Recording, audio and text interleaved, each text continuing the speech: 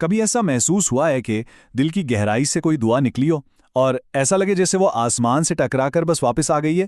ایک بہت ہی تنہا کر دینے والا احساس ہے نا، جیسے کوئی سن ہی نہیں رہا۔ چلیں آج ایک ایسی ہی کہانی پر بات کرتے ہیں جو شاید اس احساس کو دیکھنے کا ہمارا نظریہ ہی بدل دے۔ رات کے 2 بجے کا وقت بڑا عجیب وقت ہوتا ہے یہ، جب ساری دنیا سو رہی ہوتی ہے اور ہر طرف ایک گہری خاموشی ہوتی ہے۔ یہی وہ وقت ہے جب ہمارے اندر کا شور، ہماری تنہائیاں سب سے زیادہ محسوس ہوتی ہیں۔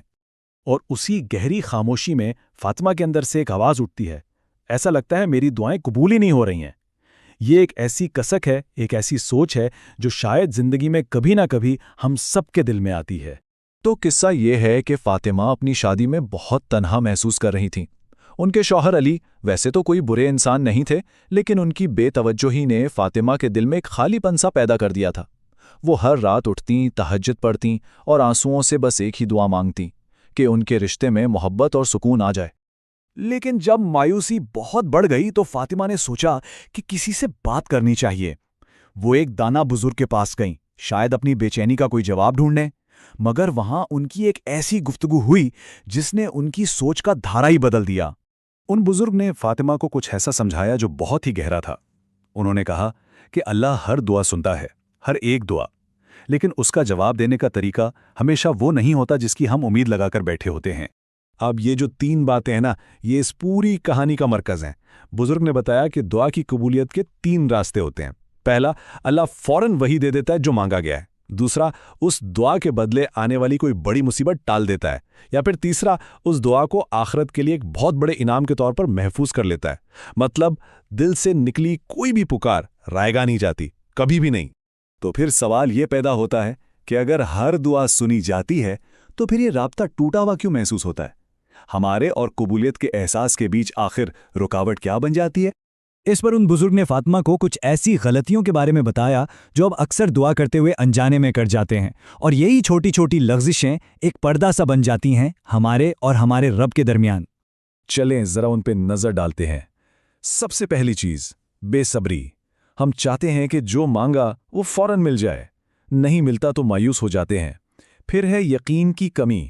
دل میں کہیں ایک شک ہوتا ہے کہ پتہ نہیں میری دعا قبول ہوگی بھی یا نہیں۔ اس کے بعد ہیں گناہ، جو رحمت کے راستے میں خود ایک رکاوٹ بن جاتے ہیں۔ پھر ہے حرام کمائی یا حرام کھانا، جو دعا کی تاثیر کو ختم کر دیتا ہے۔ اور آخر میں دعا کو بس ایک رسم بنا دینا، یعنی دل حاضر نہیں ہے، بس زبان سے الفاظ دہرائے جا رہے ہیں۔ یہ سب سن کے فاطمہ کو جیسے ایک جھٹکا سا لگا۔ انہیں احساس ہوا کہ مسئلہ ان کی دعاؤں میں نہیں، بلکہ مسئلہ تو ان کے اپنے اندر تھا۔ انہیں اپنی دعا نہیں بلکہ دعا مانگنے کا انداز اور اللہ پر اپنے یقین کو بدلنے کی ضرورت تھی۔ اور بس یہیں سے فاطمہ کے ایک نئے سفر کا آغاز ہوا، صبر اور توکل کا سفر۔ یہ وہ 2 چیزیں تھیں جن پر ان کے حقیقی روحانی سکون کی بنیاد رکھی جانی تھی۔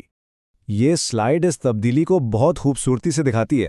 دیکھیں، جہاں پہلے بے صبری تھی وہاں اب صبر آ گیا، جہاں شک کے اندھیرے تھے وہاں یقین کی روشنی چھا گئی، اور جہاں مایوسی تھی وہاں توکل یعنی بھروسے نے جگہ لے لی۔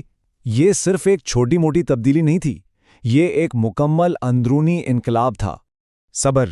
صبر کا مطلب صرف انتظار کرنا نہیں ہوتا، یہ تو اس یقین کے ساتھ انتظار کرنا ہے کہ اللہ کا وقت بہترین وقت ہے، بغیر کسی شکوے کے اس کی حکمت پر راضی رہنا۔ یہ ایک بہت ہی خوبصورت بھروسہ ہے۔ اور توکل کیا ہے؟ توکل وہ گہرا پکا یقین ہے کہ اللہ کا ہر فیصلہ ہمارے لیے بہترین ہے، چاہے وہ ہماری سمجھ میں آئے یا نہ آئے۔ یہ وہ بھروسہ ہے جو زندگی کے طوفانوں میں بھی دل کو ڈگمگانے نہیں دیتا۔ اور اسی سفر پر چلتے چلتے فاطمہ کو آخرکار وہ چیز مل گئی جس کی انہیں سچ میں تلاش تھی، حقیقی سکون کا راز۔ اور مزے کی بات یہ ہے کہ یہ راز وہاں نہیں تھا جہاں وہ اسے ڈھونڈ رہی تھیں۔ اور یہ اس پوری بات کا سب سے اہم نقطہ ہے۔ فاطمہ کو سکون اس لیے نہیں ملا کہ ان کے شوہر بدل گئے یا ان کی دعا ہر بہر پوری ہو گئی۔ نہیں، سکون باہر کے حالات بدلنے سے نہیں ملا، بلکہ اندر کی کیفیت بدلنے سے ملا۔ تو اس پوری کہانی کا نچوڑ کیا ہے؟ وہ یہ ہے کہ کبھی کبھی اللہ کی سب سے بڑی مہربانی اور عطا ہماری کسی دعا کو اس وقت قبول نہ کرنا ہوتا ہے جسے ہم اپنی محرومی سمجھ رہے ہوتے ہیں۔ وہ دراصل اللہ کی طرف سے ہماری حفاظت کا ایک انتظام ہوتا ہے۔ تو یہ تجزیہ ہمیں اس سوال کے ساتھ چھوڑ جاتا ہے کہ ہماری زندگی میں ایسی کون سی نامنظور دعائیں ہیں جن میں دراصل ہمارے لیے اللہ کی سب سے بڑی حفاظت چھپی ہوئی تھی۔